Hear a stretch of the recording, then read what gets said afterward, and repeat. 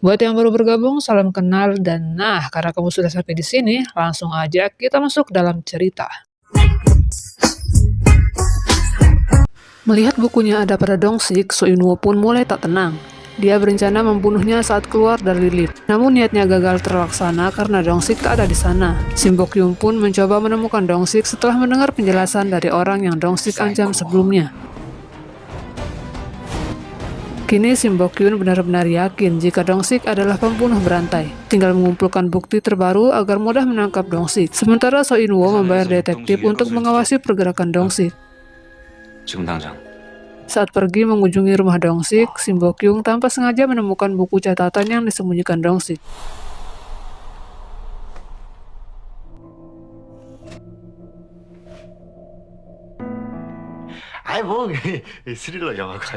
Di tempat lain, So In-woo membunuh Ji, rekan kerjanya yang mendesak agar So In-woo memecat Dong-sik. So In-woo tak suka diatur oleh orang-orang yang dianggap rendah, karena itu Ji mati di tangannya begitu saja.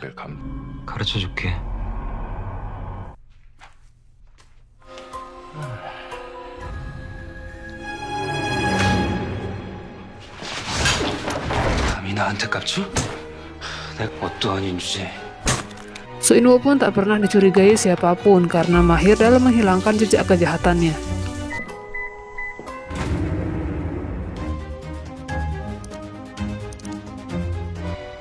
Karena belum ada cukup bukti, Sim Bok-yoon belum menangkap Dong-sik. Saat ke rumah Dong-sik waktu itu, dia tak mengambil catatan merahnya. Terlihat belakangan juga Dong-sik membantu Sim untuk memecahkan beberapa kasus yang tak dimengerti. Dong-sik tak menyadari semua tanggal misterius yang sedang Sim selidiki berkaitan dengan catatan di buku merahnya. Sim Bok-yoon saat ini sedang mengincar pembunuh berantai. Dong-sik membantu menyelidiki kasus tersebut karena merasa kasus itu tak ada hubungannya dengan dirinya. Namun setelah mendengar nama Jingo, Dong-sik terkejut. Nama pria itu ada pada buku catatannya. Ia pun akhirnya menyadari selama beberapa hari ini dia membantu Sim untuk menemukan pembunuh berantai yang tak lain adalah dirinya. Dong-sik pun takut jika Sim Bok-yoon mengetahui hal ini. Saat Sim menyelidiki kasus pembunuhan Jingo, So In-woo sedang bersiap untuk melakukan pembunuhan lain.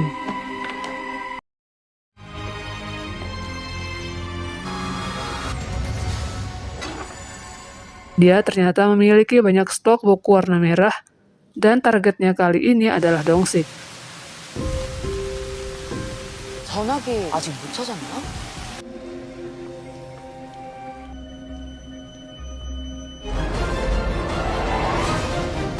Saat hampir membunuh Dong-sik di depan rumahnya, datanglah Sim Bok-yoon. Alhasil, So In-woo gagal dalam melakukan pembunuhan. Sim datang menemui Dong-sik dan memberitahu akan pergi ke perusahaan gosong chemical yang dikunjunginya kemarin.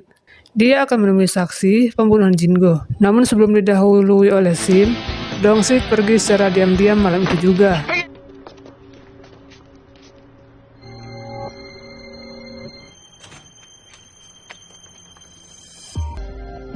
Sampai di sana dia menemukan saksi itu.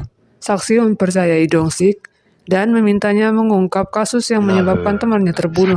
Setelah pulang dengan membawa surat terakhir Jin, Dong-sik membakarnya.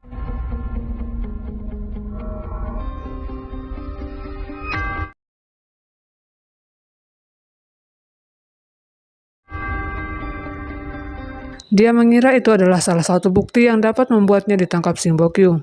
Dong-sik yang masih amnesia menduga jika dirinya adalah pembunuh Jingo.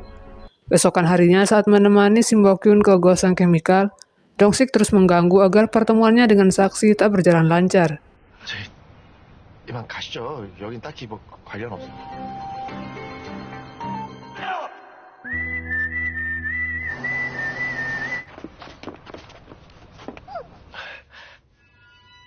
이쪽이었던 것 같은데.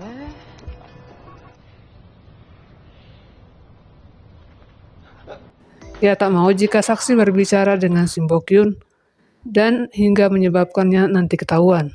Akibat tindakannya, Sim pun tak berhasil berbicara dengan saksi. Setelah Dong-sik pergi, bos gosong chemical langsung menyekap saksi. Saat si bos pergi, saksi berhasil menelpon Dong-sik dan meminta pertolongan.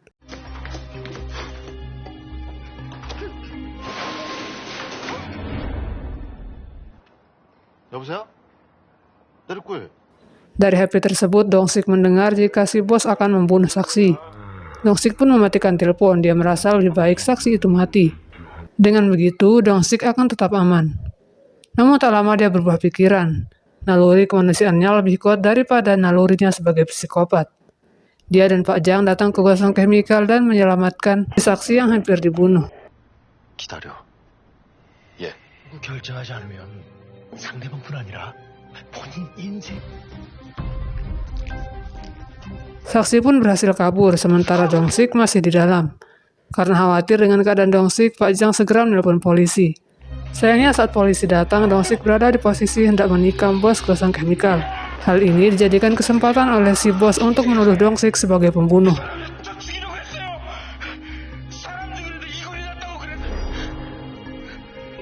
Namun setelah mendapatkan penjelasan dari para saksi lainnya, Dong-sik dibebaskan. Bersamaan dengan itu, jasad Jin-go pun ditemukan.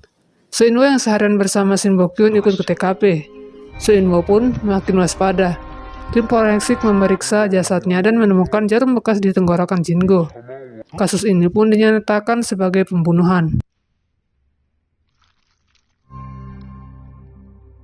발견된 시신에서 식도 파열의 세혈침이 발견됐습니다. Dan atas keberaniannya menyelamatkan si saksi, Dong-sik mendapatkan penghargaan dari kepolisian. 이게 아니야. Saat Sim melakukan pidato, dia memberitahu tentang analisisnya.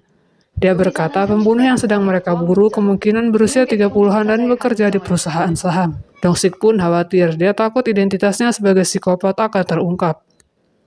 Saat Dong-sik masuk ruang analisis polisi secara diam-diam, di sana dia melihat banyak foto korban.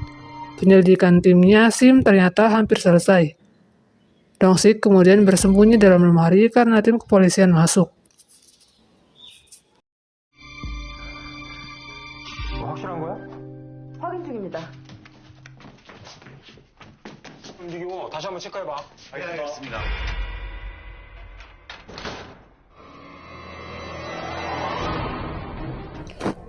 Dan itulah cerita untuk hari ini. Mohon maaf kalau mungkin suaranya merusak pendengaran kamu.